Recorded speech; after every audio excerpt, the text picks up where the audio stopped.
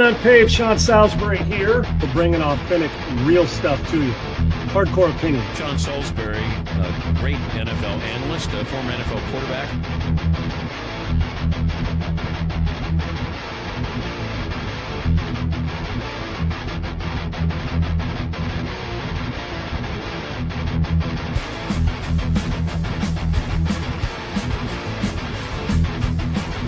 To me, Tom Brady is the GOAT because he's done more with less than any player at that position we've ever had.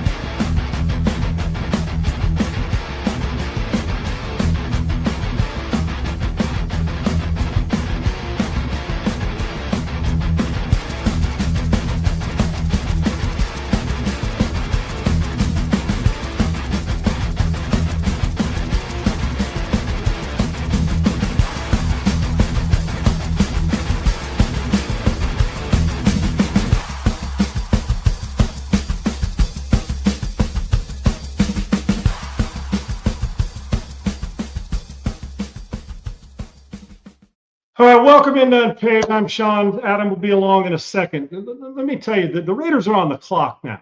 It's draft, a lot of draft talk. Some consider it, a slow time in sports. Nothing slow about it, especially if you're into that NBA thing that you watch on TV, that you're wondering, should I be watching this? The playoffs start. It's not in until mid-June. Even if you loved it, you'd be bored shitless by the time it got done. 2 months? All right. There, that's all my NBA talk today, unless, of course, Kendrick Perkins decides to start talking more GOAT talk. All right, now let me get into what we're talking about today. A lot of football, hardcore NFL draft. It's April, known as showers, golf, and the NFL draft.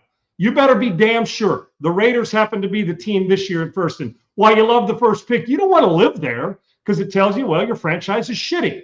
And as a lifelong silver and black bleed it football fan, I also know when critical and when compliment come into play. I'm talking to the Raiders, and I'm talking to 32 franchises. Some of them get it right. Many of them don't, hence why they keep picking at the top. And the Raiders have been one of those teams. Change a coach, change a player, overdraft, draft this guy, trade for this guy, go sign this guy. And for the last handful of years, they've been horse shit at doing it for the most part. Doesn't mean I don't love them. You've been in a horse shit relationship. You still love them. But it can be horseshit at times. So you just can't spray cologne on it. You got to get to the base of it and throw it in the trash. With the Raiders or anybody else listening, the head coach and the general manager absolutely better be on the same page. Get all your information, and you can't like the first pick of the draft. In this case, it's Fernando Mendoza. You better damn well love him. The ifs, I've said it before. If there's a capital if next to his name, and I don't know, I may have more ifs to Fernando Mendoza than the Raiders franchise does. You got a pretty good quarterback in the building from the past who's got a good idea about evaluation, under-evaluated, overperformed in Tom Brady. Let's talk about that first pick in the page. You cannot go into a draft where one guy's saying, I don't want him, and the other guy's saying, I do, meaning head coach and GM. I know there's a final decision maker, but if you do that, the second something goes wrong, fingers point, somebody gets fired, your franchise goes to hell in a handbasket. I can also tell you this, if there is ifs by the guy's name and you draft him, then you're a dumbass. Number 3 is, when you take that first pick, and if it is a quarterback, listen, you miss on a left tackle, your franchise may be set back a year, you're going to be okay. Miss on a running back, I'm talking, even if it's not the first pick, first 5 or 10 picks. You're not losing your franchise for 5 years if you miss on a corner. Important? Absolutely. Even an edge rusher. If you miss on, you can say, man, what a bummer that was. But you're going to let them fight their way through it for 3 or 4 years like you should most people in the draft. But a quarterback's different. When you decide to go all in on a quarterback, a one-year starter at Indiana, who doesn't love the kid? Maybe it's a little bit cheesy at times, but damn, he seems like a good kid, a good player. What a year it's been for his life. But when you draft him, if you're the Raiders, you miss on this, you set your franchise back 5 years unequivocally because you're going to sit there and go through it 2 years, 3 years. And I know people are getting out of it quicker, but once you get out of it, salary cap, this guy, go this guy, then you don't trust yourself to draft a guy. Coach gets fired again, we're right back at it. You absolutely cannot miss on the first pick of the draft. You don't draft him to be good. You draft his ass to be great, to put on a yellow jacket when 5 years after his career's over. So Raiders and anybody else that's up there, You miss on one guy, it's one thing, but the precision you must when you draft Mendoza first, Raiders, you damn well better be prepared. I don't know when he's going to start. First year, third game, 10th game, second year, you damn well better be ready. And he better hit. Because if he doesn't, we're going to be talking in 2030 how they got set back again, man. Remember that 2026 first pick of the draft? This absolutely has to be a must to set your franchise. You all want Peyton Manning, John Elway? Those guys aren't as rampant as the other ones that you miss on. You absolutely have to hit on it because your franchise will suffer for years and you're in quicksand and it's very difficult to get out of. Segs, bringing Adam G. Seger, partner here on Unpaved. Can't miss, man. You can't miss. I can miss on a running back. I can miss on a tackle. I can miss on a safety. I can miss on an edge rusher. But you better be on the same page because what happens the first time you miss, Segs? The general managers blame it on. Look what happened in Minnesota with Kevin O'Connell. You got him, and people are still wondering about the Sam Darnold, J.J. McCarthy. Darnold's got a Super Bowl ring. McCarthy's reeling. They went out and got Kyler Murray. The general manager's fired, and Kevin O'Connell now is on a, I'm not saying a hot seat as a coach, but on a hot seat to get production from there because they went in. One didn't, one did. And that was what, the 10th or 11th pick, whatever McCarthy was at the time, Segs? Yeah, It was between 10 and 12, I think. Yeah, I think it was. But when 11. you're taking the first one, Segs, it's got to, there is no guarantees, but it's got to be as close to a guarantee as you possibly can have if you're going to move forward. Because if you miss, it's a franchise that's already reeling. It is. So I'm talking about the Raiders. They must hit on this. And that's why, Segs, for me, until I make that pick, and I think it's pretty much a guarantee that he's going because you need the hit with a quarterback. But Segs, what if he does miss? Or what if somebody offered you something you couldn't resist? You got to take that into account. He will be the first pick, and the pressure falls on the Raiders to make this hit, and it falls on Fernando Mendoza. It's got to be, you can't miss this one because the Raiders already set themselves back forever. Perfect example of just a few years ago. The Bears had the #1 pick, did not love Bryce Young or CJ Stroud. They still had Justin Fields that they, picked a few years back, wanted to see one more year of him. And the Carolina Panthers came in and made them an offer they couldn't refuse, including multiple first-round picks, a second-round pick, DJ Moore, and more. I think it was a fourth-round pick and maybe even another second-round pick in there somewhere. But they passed on the quarterbacks because they didn't love them. If they would have loved one of those guys, yes, they would have drafted them because that's what you do when you get the #1 pick. They got lucky enough that Carolina was awful, got the #1 pick, which then was given over to the Bears, who then took Caleb Williams the very next year. Not saying it all works out like that, but sometimes you have to, if you don't love the guy, pass and take the year, figure out who you like in this next class, and then target that guy or a couple guys. Yeah, Segs, and what you can't do, but it's hard, I'm sure, for those guys, because we all fall into this trap.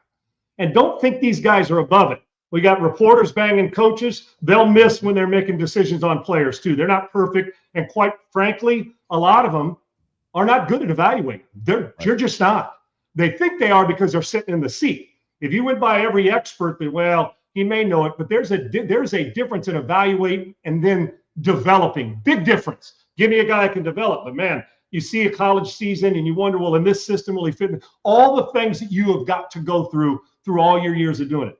But I will tell you, Segs, that the like and love thing, which you've heard me say for a decade now, that if you're going to do this, you have the due diligence you must put into this pick. Because the 8th pick of the draft, like I said, Segs, you're going through it. I can like the number 15 pick. I absolutely can like him and still draft him. You can't like the first pick of the draft. If you don't love him, or if there's any question about something that you think it's going to be, we're just going to be okay with this, you can't let the court of public opinion sway your decision. If you're the Raiders and you love Mendoza and everybody else wants to trade it, then you must draft him. And they're going to, but it better not be because it looks good. It better be because it is good. And I mean great. And that's the way this pick has to be. And if you're picking in that first 5 to 10 picks, you got to think the same way. Or if it's a like thing, you'll be out of a job in 3 years as a coach in the front office. All right, we're going to stay with the NFL draft, and we're going to take about a minute each question. So we're going to quick hitting through 5 questions, NFL draft questions that I have written down here. I'm going to throw them at Sean. We're going to kind of banter for about a minute. In this same realm of where we're discussing with the Fernando Mendoza, you must love him. The New York Jets hold pick 2 and 16. Should they be one of those teams that is really looking hard at Ty Simpson? And do you think they should pull the trigger? Not so much at 2, but at 16, it seems everybody has them available at 16. Should they be a team that takes Ty Simpson at 16 to try and make him their next franchise quarterback? How many damn times are the Jets going to miss on this position? Well, I'm talking about for long. What's the last time the long-term Jet quarterback was something we put in the same sentence? At 2, absolutely not. This is a weak depth quarterback class. I think Simpson's a really good player and could turn into a great one. Right now, the risk is way too big at 2. At 16, if he's sitting there, unless I love somebody more, I'm taking Ty Simpson then, or you trade or something. I'd listen to everything. The Jets need to listen to everything and then get it down, but not listen to just the chirping. Yes, at 16, if he's sitting there, this franchise needs a long-term quarterback. At 2, absolutely not. They need more bodies. A quarterback at 2 would be an over pick and an over risk. Yeah, you're definitely taking an Arvell Reese, David Bailey, Ruben Bay, whoever you like the best on the defensive side of the football. Impact guy right then, yes, Segs. An impact guy that comes in day one and can get after the quarterback. That's what you take it to. I'm with you. I think Ty Simpson, because now the Jets should be bad and should be in a place to pick a quarterback next year. But if you love Ty Simpson, like we talked about, and you think that you have the right people in charge to take him and make him a good quarterback, I would definitely take him. Segs, real quick, the reason why I don't, even though we both know that next year's quarterback class is better, the reason why you don't automatically say, well, it's next year's better, we'll pass on a guy. You don't know how it's going to turn out where you're going to pick. But secondly, we thought that going into this year's class. Exactly. And look how many of those guys are going back to school or quite frankly sucked this past year and have fallen out of favor in the first or second round. You got to take what you love. The Jets must pass on a quarterback at 2. If Simpson's at 16, I'd take it. All right, next we have the Miami Dolphins sitting at pick 11 in this draft. They just signed Malik Willis to a pretty good contract, 3 years, $60 million, somewhere in that range. Is it more important to protect Malik Willis? Is it more important to give him a weapon like a Carnell Tatum, a Kai Lemon, a Jordan Tyson, a Kenyon Sadiq, one of those type of weapons, or even a Jeremiah Love if he falls to you, but you do have Devin Achane. They traded away Jalen Waddle. Tyreek Hill's gone. Which way do you go if you're the Miami Dolphins here at 11, if you're looking offense? Maybe they're looking defense, but if you're looking offense. That's where you have to go, and goes back to my head coach front office. Are they on the same page? General manager, head coach, defensive guy, quarterbacks there you went and got. You know how the importance of that in the offseason. Who wins out in the battle in that meeting? Head coach, general manager are on the same page. My gut tells me they're going to go with somebody that's an edge rusher, or somebody that impacts defense now. Because if I'm a coach as a quarterback, the offensive guy, we always lean towards what has helped us in the past. But for me as a head, also you have to take yourself out of this as if you're a head coach, offense or defense, and say what gives our team the best chance, not what I like if I was a defensive coordinator or an offensive coordinator. For me, looking at this Segs with Willis, they need weapons big time. Maybe it's my emotional thought of being a quarterback. I would give him a weapon. The question is, at 2, is there a weapon worthy of drafting that guy? I know we've talked about Tate and we've talked about Lemon. You can't draft the running back there at 2. I wouldn't think. No, so they're at 11. I'm talking about at 2. Yeah, you're pushing down. The Jets, you're talking about not in order. You're talking about the Dolphins pick status. Yes. At that point in time, now look, Segs, you're going to go. Reese is going to be gone more than likely. Bain's going to be gone more than likely, unless the offseason stuff. Yeah, I'm thinking Dolphins at 2, but the Dolphins aren't at 2. Yeah. Let me start this over. Absolutely best available. But Malik Willis, you got to say, who's going to impact my franchise over the next few years with him there? You always want protection. You always want a disruptor on defense. But for me, at 11, it's a no-brainer. It is a no-brainer. Unless somebody is so much bigger on your board for your needs, Miami at 11, then you draft him. But if it's close, give Willis a weapon, because the weapons are few and far between in Miami.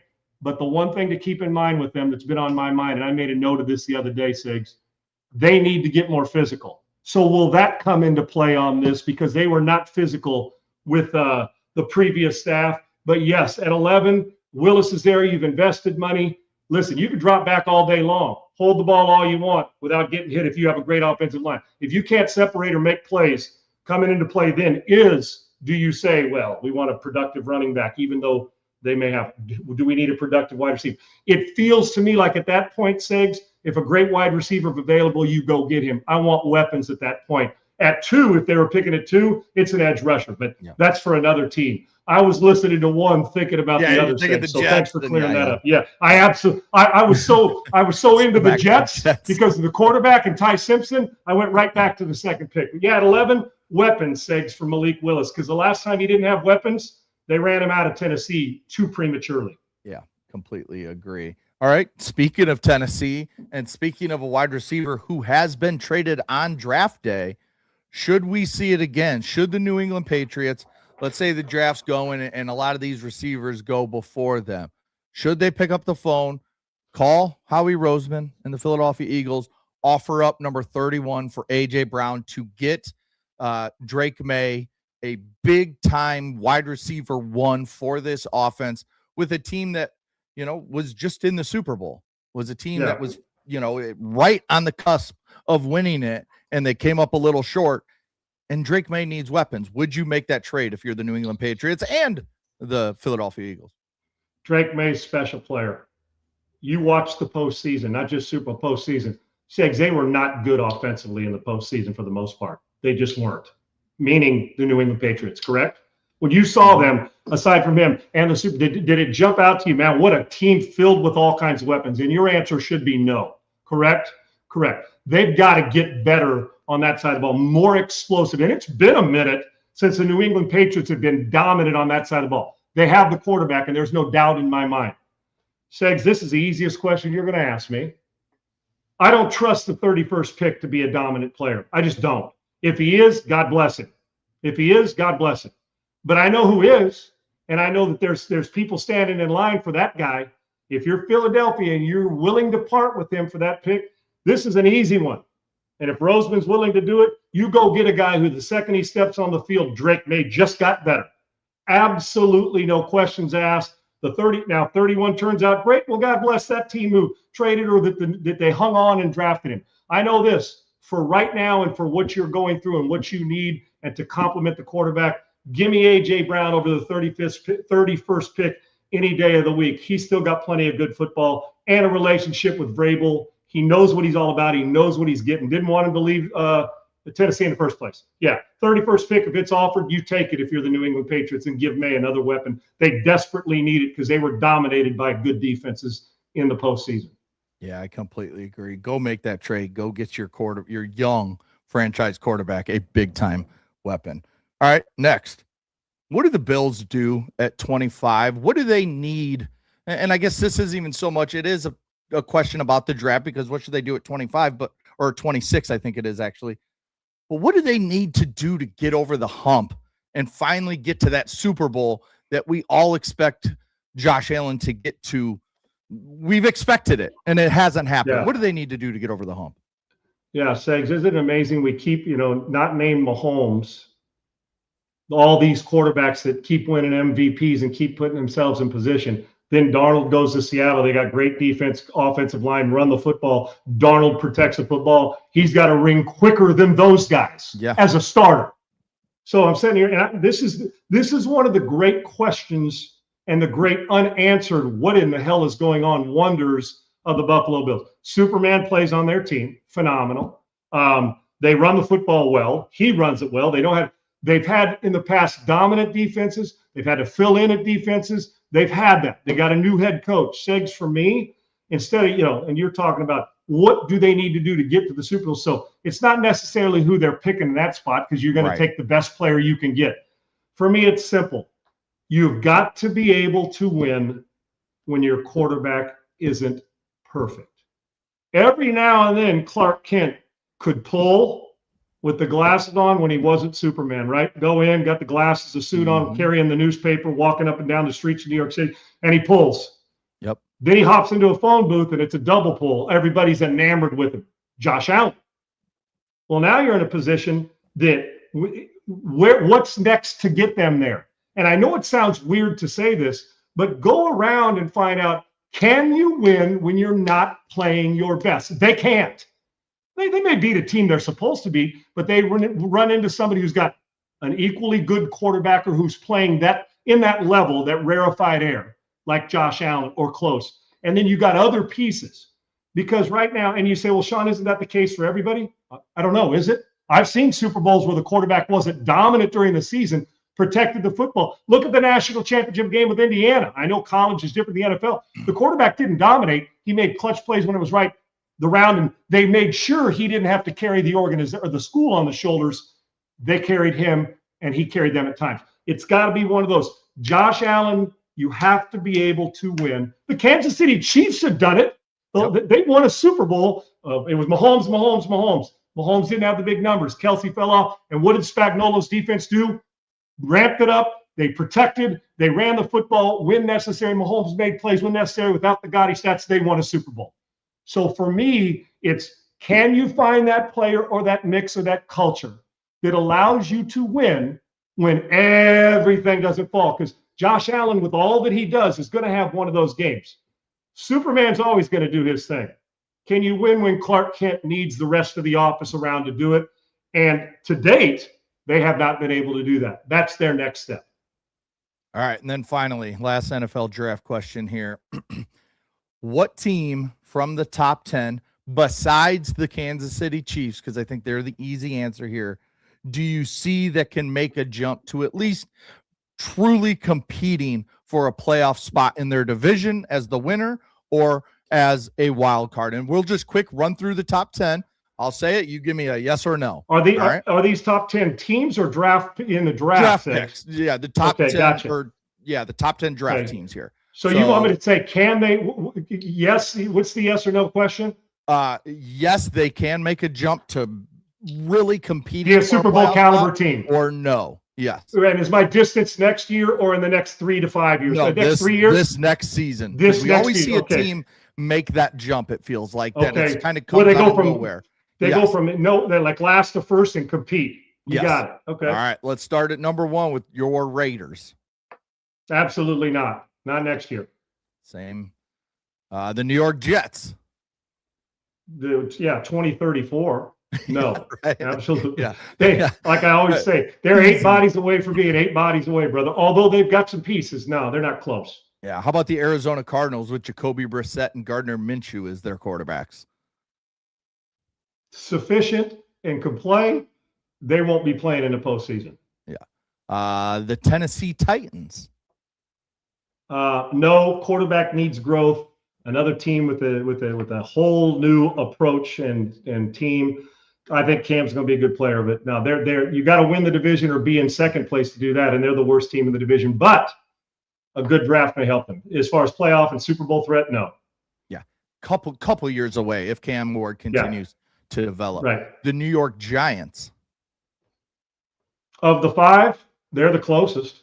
Yes. Dynamic quarterback, dynamic wide receiver, good defensive front, head coach who's won Super Bowls. It'll bring toughness to him. Of those 5, and I'm thinking about that division, are you sold on the Cowboys? At times, but when we say they're a mid team at times. Philadelphia is going through. Their talent says Philadelphia should dominate, but Philadelphia is still the favorite. But if you're talking about the jump, the Giants are the biggest threat of the first 5 teams. You said to make that jump, and they've got a quarterback who we all think is going to be a really good player. Yeah, I like what they're doing in that building. The Giants of those 5, the Giants could make the playoffs next year if things fall right. Yeah, especially if Jackson Dart can come back fully healthy, ready to go, and continue to get better as a second-year quarterback. All right, the Cleveland Browns. I'd love to say yes, but no. There's too many. They've got 74 quarterbacks they're trying to decide. They don't have enough weapons. If you could find 5 Myles Garretts at different positions in the offseason, yes. No, and that division, the quarterback play in that division is hell, brother. I mean, you're dealing with some stuff, man. Yeah. When they're right. Now, give me Cleveland's nowhere close. They're closer. They're on the bottom with the Jets and the Raiders and the Cardinals. They're closer to picking in the top 5 again, next year than they are making the playoffs and making an impact. the Washington Commanders, who just announced a bunch of new uniforms that look basically kind of like the old Redskins uniforms. So they're not new. They're just repeats. Segs, this team, if you'd asked me this question last year, going into after the rookie season, going into this past year, like at this time going into 2025 season, I'd have said, hell yeah.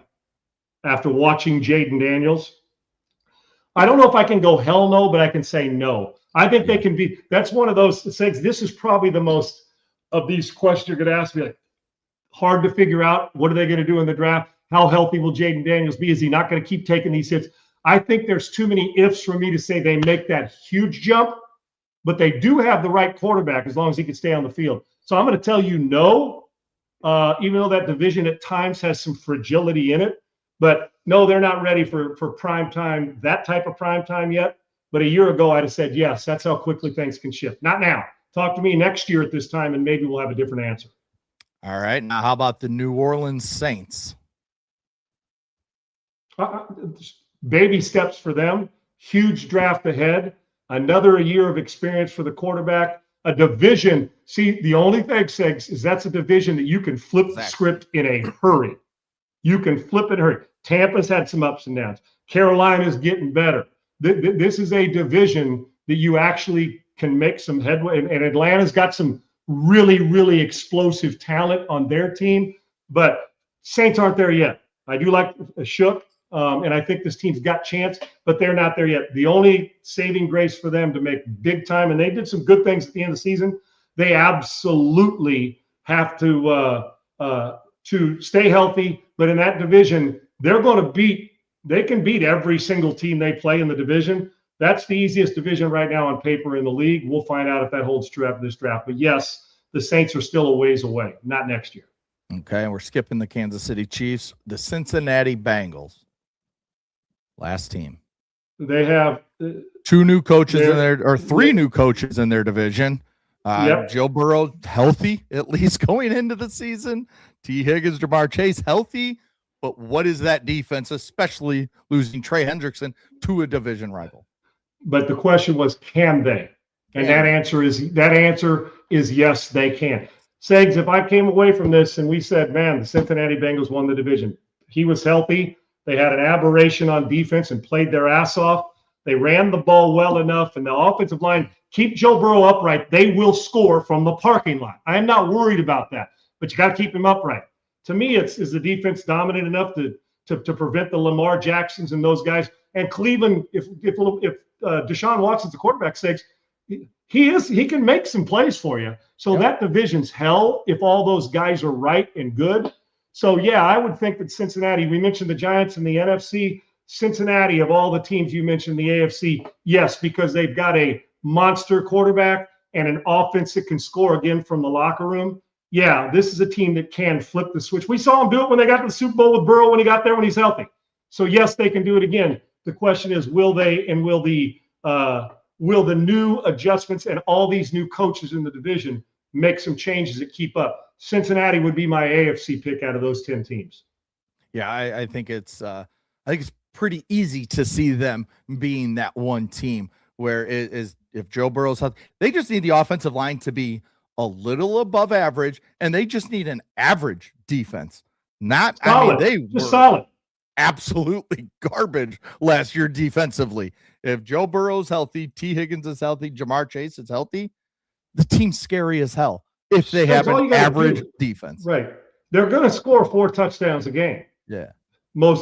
So if I could just get a defense that gives up 3 touchdowns and a field goal a game, if I do that, and if I get an offensive line that you don't look over your shoulder and say, oh, hell, my quarterback getting the shit kicked out of him again.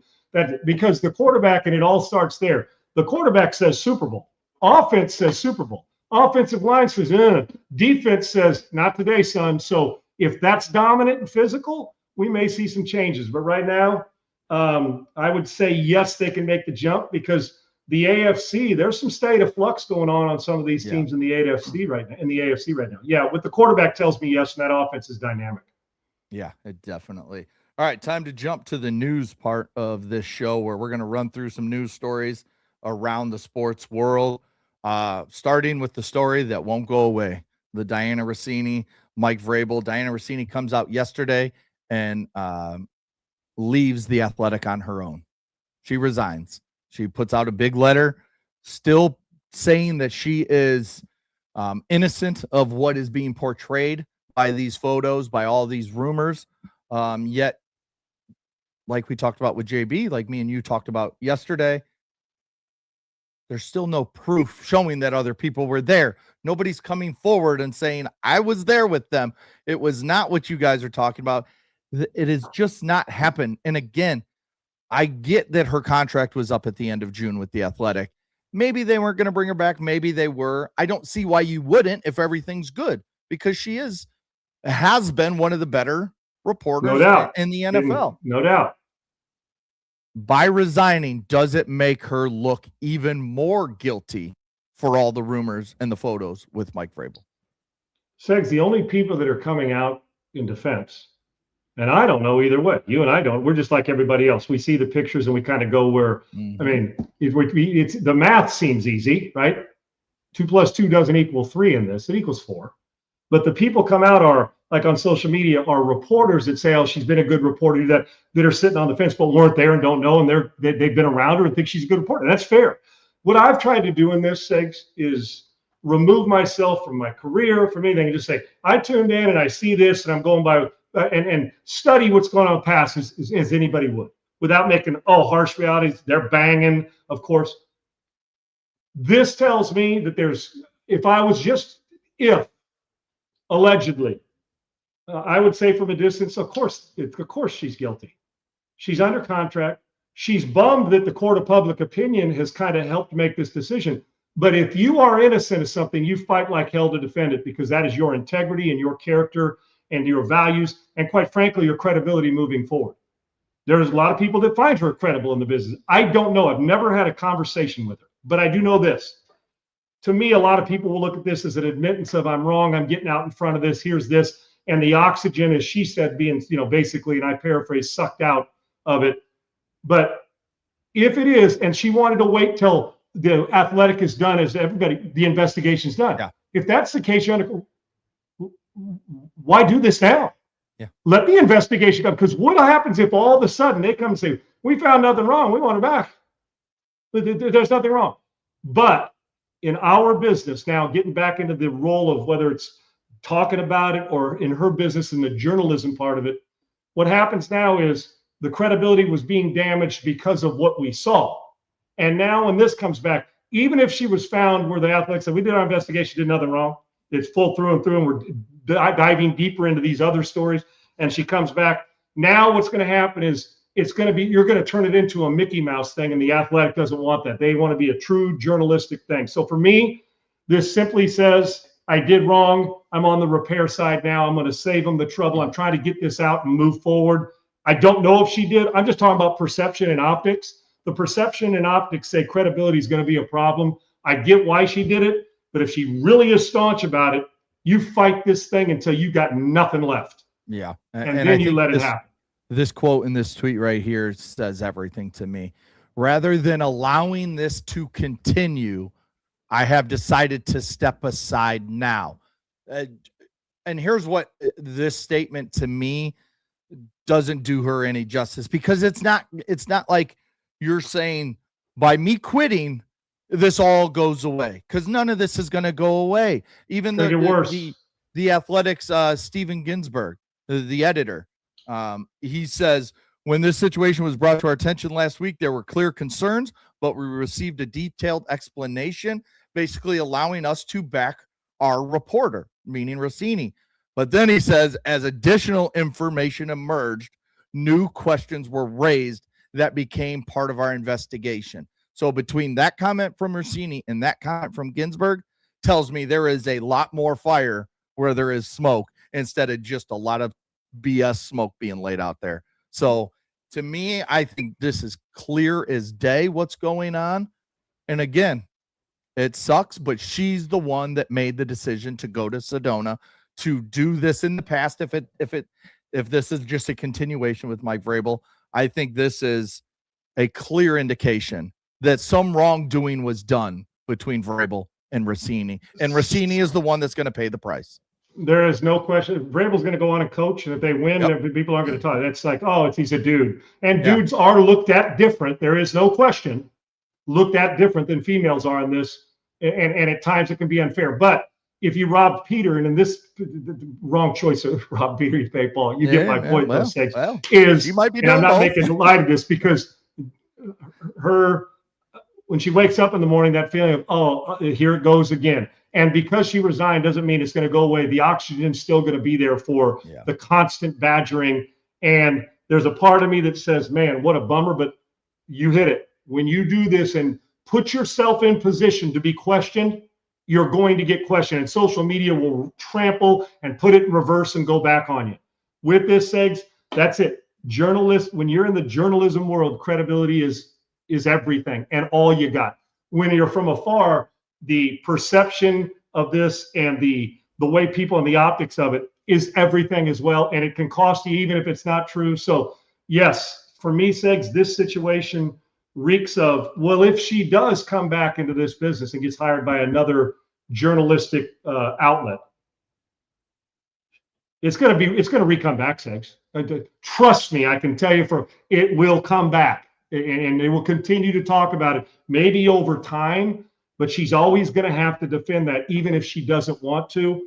And when you put yourself in those situations, you're begging for major scrutiny. And right now it's cost her a job. So yeah, Segs, I think what happens, like most things, it may not be as extreme as social media is going to make it. And it's not something that goes away. This isn't fully innocent. You don't resign when you're innocent, and you sure as hell fight for yourself. It falls somewhere in the middle. And in the middle, when you're a journalist, unfortunately, even if you're a good one, and she's had some great backing, but in this, nobody that was supposed to be there said a word. Nothing. And when girls go on girls' trips, you usually see a lot of, photos together, right? You just don't. It's a bummer situation, but the credibility has been damaged. And I think that's why she stepped aside, and the barrage won't quit just now. They take a little bit of time off until more is found out, but you open up that by being in Sedona with an NFL coach that you get information from. Yeah, 100%. All right. Former Michigan coach Sharon Moore gets 18 months probation plus fines more than $1,000. The former coach was charged with third-degree home invasion, stalking, breaking and entering without breaking is the technical charge. 18 months probation. I think this is kind of the end of this story. Paige Shiver came out with a big, long letter saying how she doesn't agree with the sentence. She thought it should have been worse. It was the scariest day of her life. She wants Kyle Whittingham to pay. I mean, she said it in her letter. She wants Kyle Whittingham and the coaching staff now to pay for what Sharon Moore did when he was the head coach of the Michigan Wolverines.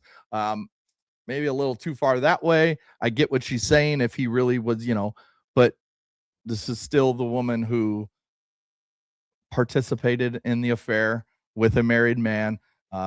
He had the code. It wasn't like he kicked down her door. He had the code to get in because of the relationship. I think this is kind of puts this story to bed. Him getting sentenced, and then we'll see if he ever gets back into coaching. Yeah, Segs, yes, she decided to entertain those ideas and got involved with it. So she's partially to blame. But I would imagine she took the promotion. She took all of it. That there's no doubt about it. Now, two sides to this is it's not going to go away for her. I'm quite sure that she probably was in fear and didn't know what was going on. Sharon Moore went overboard. I mean, and I think at times because you're a coach, you're in a position of power, and that's part of this. You're a subordinate, that it puts you in a situation where you just got to do different. You just do, and he didn't. I think he got off easy. I do. Now, losing your job's not easy. I think he got off easy because those scars for her may hang around. Even if you're participating in an affair, doesn't mean you need to be terrorized by the guy you participate in an affair with. Completely so agree. Wrong for both. And there's not been 1 ounce of this kind of stuff to follow Kyle Whittingham. I'm in a job. I didn't do anything. I wasn't at the crib. So no, Whittingham shouldn't. Great He's opportunity. overboard. Right. I got a good idea.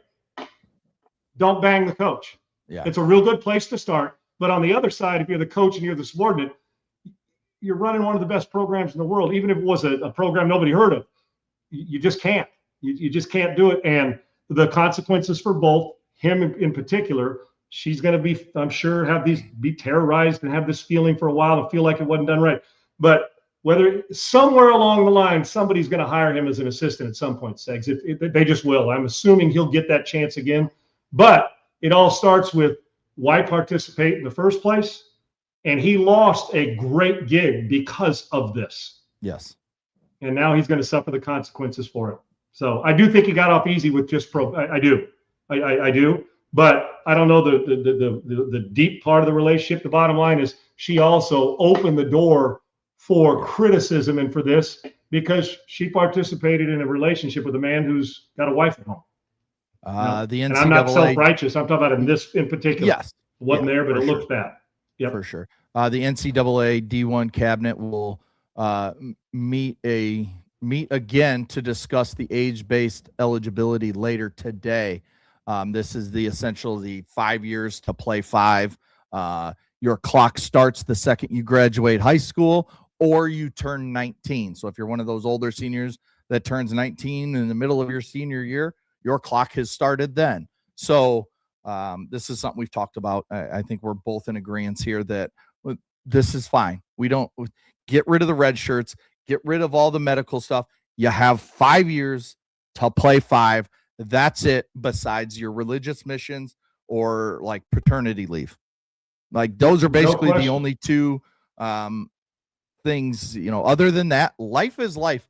That happens on every job. Every job just doesn't say like, hey, we'll give you a raise because you dealt with this, or you get an extra year of your contract because you got sick for a month, whatever it is, or you got injured. 5 to play 5, and it sticks right there. I love this. I think it should be instantaneously voted completely yes. This decision shouldn't take this long, Sig. No. Neither should the age thing. It's very simple. You don't go to college for a career. Well, let me rephrase it. You don't go to college as your career. You go to college to help you find a career. Now, I know the NIL money says, hell no, it is a career now. I get it. Put it on them. And unfortunate things happen to people, man. Injuries, timing, somebody gets beat out, the transfer portal closes on you. It happens. Get this done, and let's get some semblance of sanity when it comes to transfer portal, NIL, time frame. You shouldn't be getting 8 years to play. I don't give a fuzzy rat's ass if you came back with a new name and a new identity.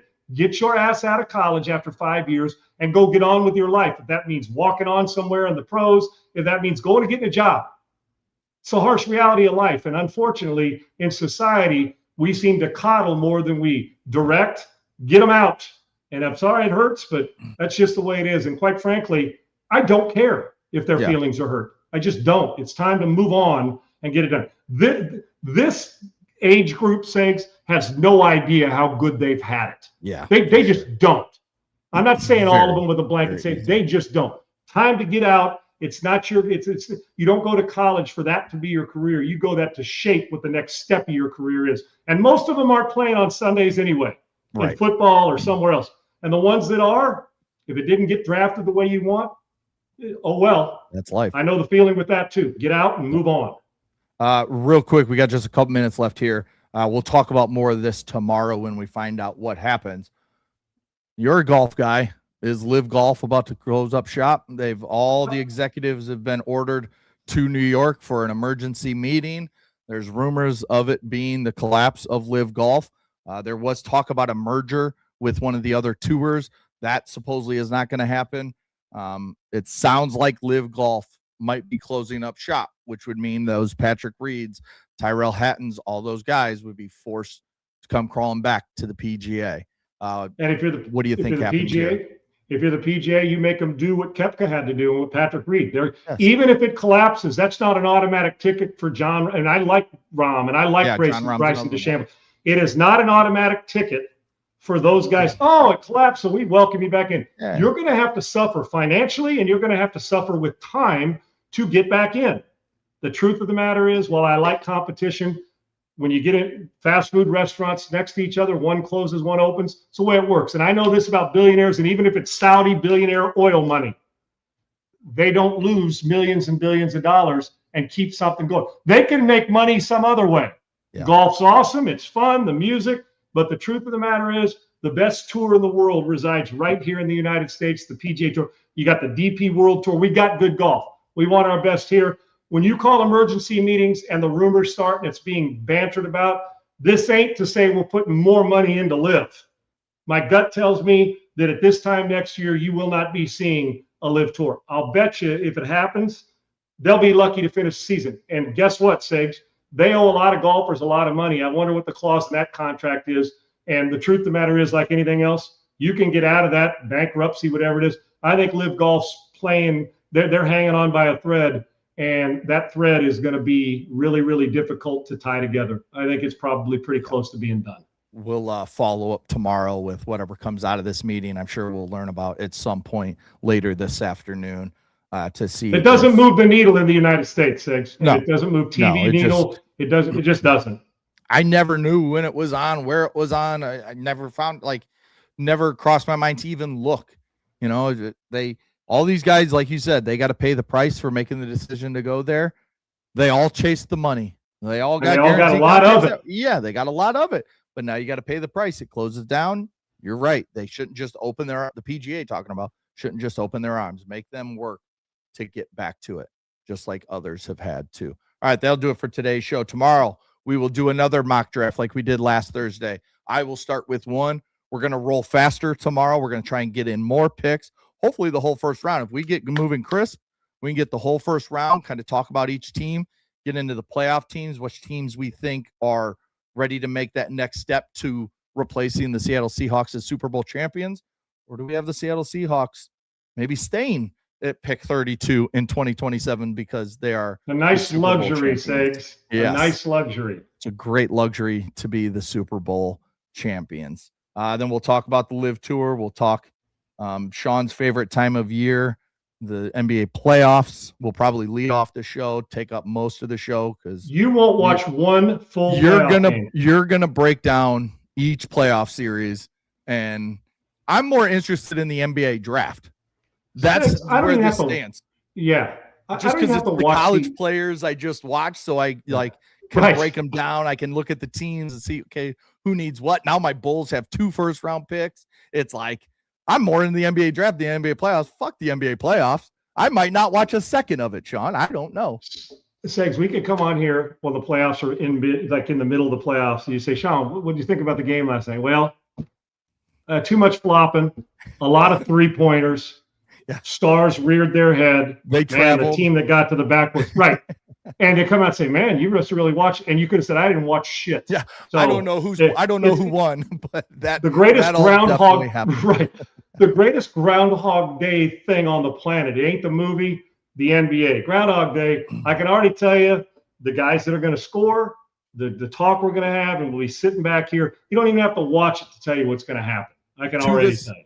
To this exact moment right now, the only series I know is happening is the Lakers and Rockets because of what Kendrick Perkins said. That's it. I don't know who else even is in the playoffs. To remind them, the GOAT status ends between Jordan and LeBron. If 41-year-old LeBron James, he's 41, right, Segs? Yeah. That's what they said, I think. Yep. Yeah, 41. Can beat Kevin Durant's Rockets in the first round of the NBA playoffs.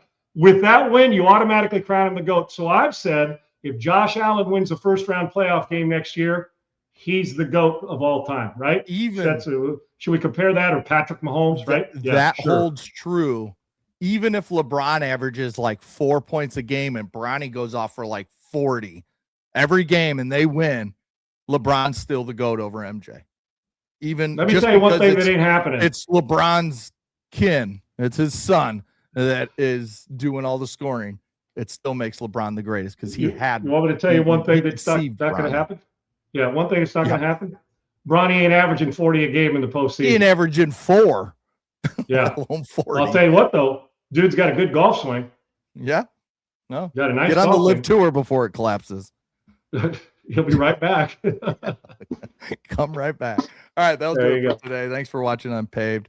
Get over to YouTube at Unpaved Sean Salisbury. Same thing for Rumble. Like, subscribe. Get all the notifications for when we go live every day at 1 p.m. Eastern, noon Central. Follow Sean at Sean Unfiltered, myself at Adam G. Sager. As always, thank you to Bailey, Laura, our great staff, and then all the viewers, commenters, and listeners on all the podcasts that you can get everywhere. Wherever you get your podcasts, you can find Unpaved with Sean and myself. We'll be back tomorrow, 1 p.m. Eastern, noon Central. We'll talk to you guys later. Peace. Unpaved, Sean Salisbury here. We're bringing authentic, real stuff to you. Hardcore opinion. John Salisbury, a great NFL analyst, a former NFL quarterback.